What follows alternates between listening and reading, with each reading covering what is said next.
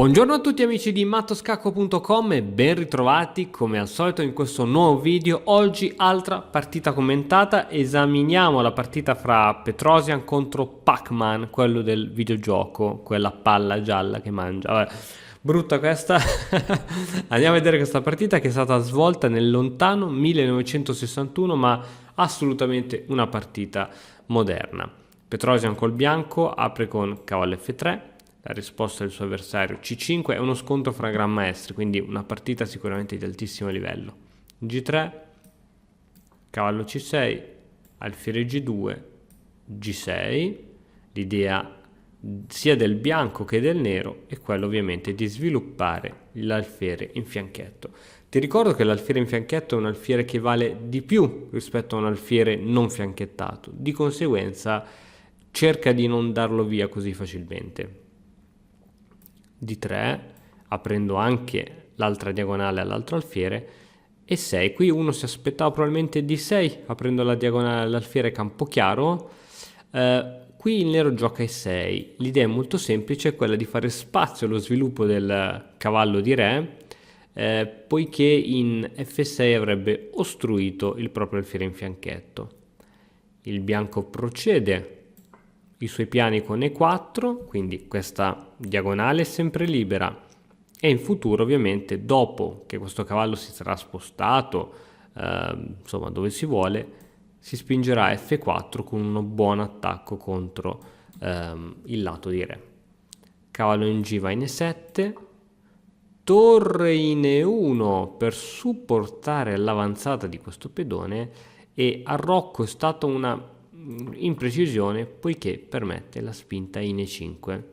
Questa spinta è molto forte, è vero che lascia i buchi su D5 ed F5, ma è anche vero che super controlla le case D6 ed F6, quindi inibisce un pochettino la spinta del pedone D e del pedone F. Se questi pedoni verranno spinti comunque interromperà la catena di pedoni.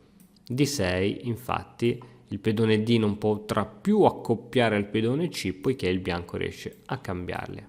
Comunque la situazione non è assolutamente disastrosa per il nero.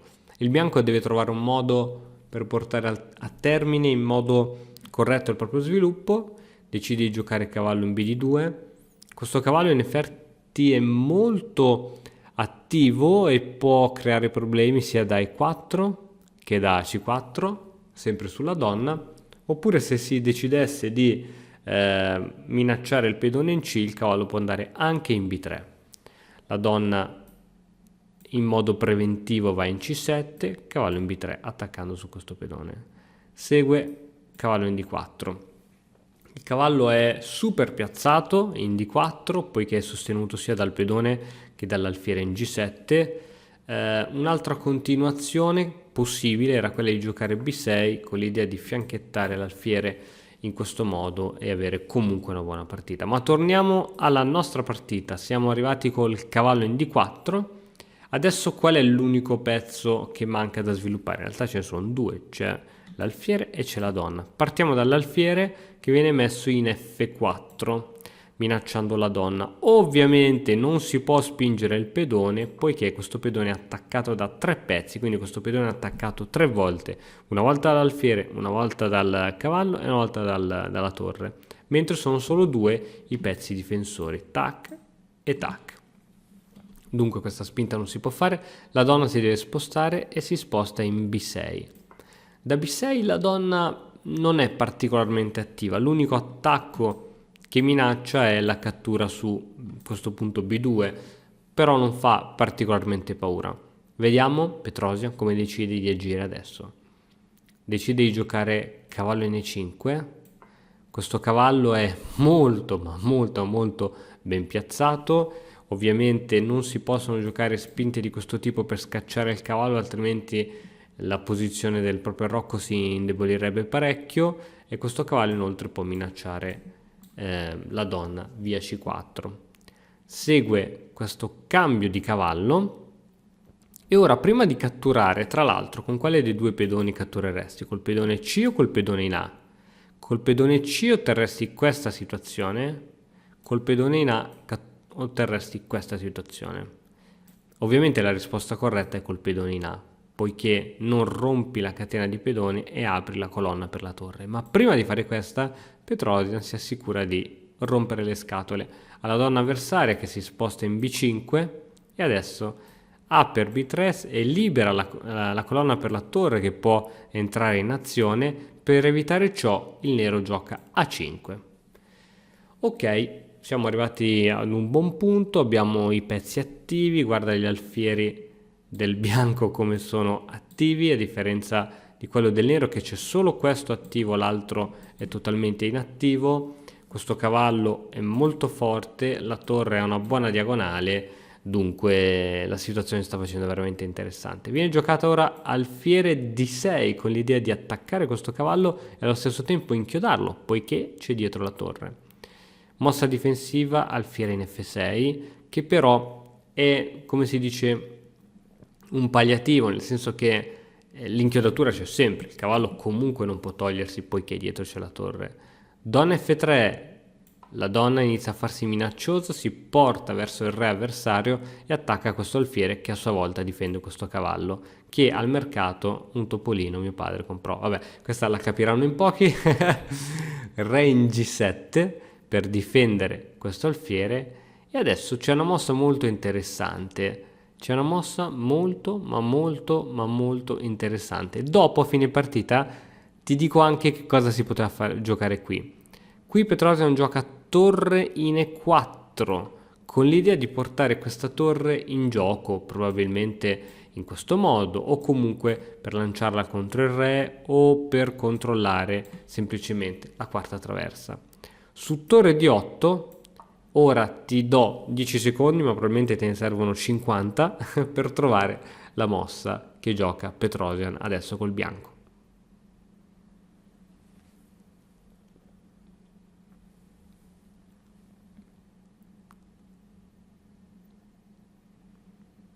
E la mossa che viene giocata, amico mio, è donna, sacrificio di donna su F6. Con l'idea che se il nero cattura, e la partita va proprio così, c'è questo scacco di alfiere su E5 che praticamente consente al re solo di muoversi o in F5 o in G5. All'interno di questa partita il re si spostò su G5 e ora come si continua questo attacco? Si è sacrificata una donna, bisogna assolutamente continuare l'attacco. Andare a spingere subito questi pedoni con l'idea di far scacco sarebbe un grave errore, poiché il re si può rifugiare in H6 e trovare poi dei modi per difendersi, cavallo in F5 eccetera eccetera.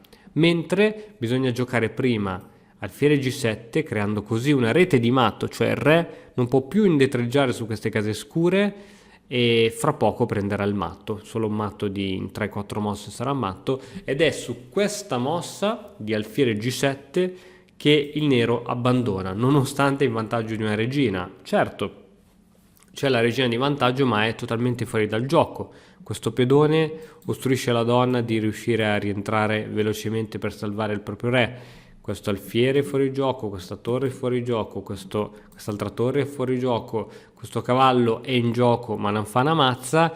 Di conseguenza la capacità di rendere i propri pezzi attivi e di sacrificare quelli non attivi a pro di creare una rete di matto bellissima come questa è solamente a cura dei grandi maestri. Qualcuno mi dice: Cristian, ma quando tu mi dai 10 secondi per trovare la mossa io non la trovo mai.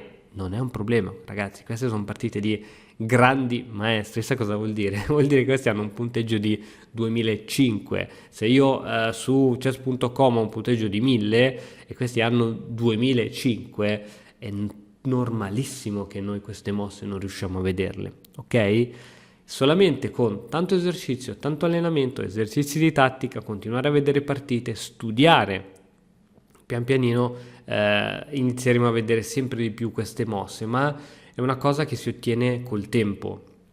Non è facile giocare a scacchi, probabilmente non è per tutti, oddio, tutti possono giocare, ma giocare bene è un altro discorso e c'è bisogno sempre di ripetizione. All'interno dell'Accademia di Scacchi stiamo affrontando adesso la sezione del repertorio di difese con il nero contro le aperture principali che sono i 4 di 4 Le lezioni sono lì, ma non basta solo vederle una volta per impararle, ma bisogna riguardarle, riascoltarle, anche mentre si fa altro, mentre sto facendo i compiti di matematica, mentre sono in pausa caffè, durante il lavoro. Riascoltare semplicemente queste cose fa sì che pian pianino entrino nel nostro inconscio e le apprendiamo pian piano. Così proprio come apprendere una lingua, no? Il metodo migliore non è studiare la grammatica su un libro, ma andare all'estero, sentire parlare dalla mattina alla sera quella lingua e poi pian pianino qualcosa si inizia a capire. Stessa cosa funziona col metodo di apprendimento scacchistico. Ascolta, passa tempo con gli scacchi, metti video che parlano di scacchi, fai qualsiasi cosa, l'importante è passare tanto tempo. Gli esperti dicono che per diventare esperto in qualsiasi settore, che sia scacchistico, che sia qualsiasi settore, ci vogliono all'incirca 7 anni oppure 10.000 ore di lavoro. 10.000 ore di lavoro, e non per forza 10.000 ore di partite giocate, ma 10.000 ore di lavoro tra studio, analisi di partite, analisi di aperture, eccetera. Bene, spero di averti motivato con questo discorso, proprio perché c'è bisogno di un metodo di studio chiaro, reale e soprattutto continuativo. Noi ci vediamo domani, andremo avanti domani con la partita Carlsen-Anand del 2013, andremo a vederci il gioco 6, ci aspettano grandi cose. A domani! E ora, per continuare, che cosa posso fare? Beh, innanzitutto ti consiglio di iscriverti al nostro canale in modo tale da non perderti le nuove video lezioni. E poi puoi vedere il video che è stato più cliccato in questa settimana. Ci vediamo, ciao!